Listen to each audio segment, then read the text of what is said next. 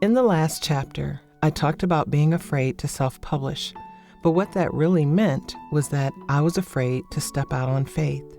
It meant that my longtime faith in God only went so far, and that I only trusted Him when I knew I was making safe decisions. When I wasn't taking any risks, and the chance of failing was very slim.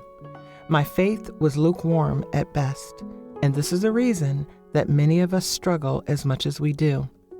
It is the reason that so many of us haven't started women's ministries, written books, recorded songs, founded businesses, applied for job promotions, or gone back to school to further our education.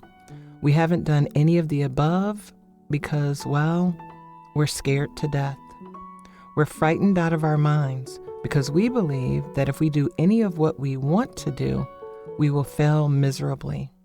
We are afraid to leave our comfort zones, which means that we are telling God loudly and clearly that we don't trust Him to do what He says He will do. We don't believe that He has adequately equipped us to handle the purpose He has given us. We don't believe that He truly does give us the desires of our hearts, those that fall within His eternal will. No, what we do is walk around inside our little self-made circles, making sure we don't step anywhere outside of them. We become both a prisoner and the warden. We live in fear, and we believe that being average is all we can ever expect. We decide that we just don't have what it takes to accomplish anything more than that. But my dear sister, I want you to know something. Fear is not of God. Fear is simply a sly trick of the enemy. It's what he uses to stop you from doing God's work.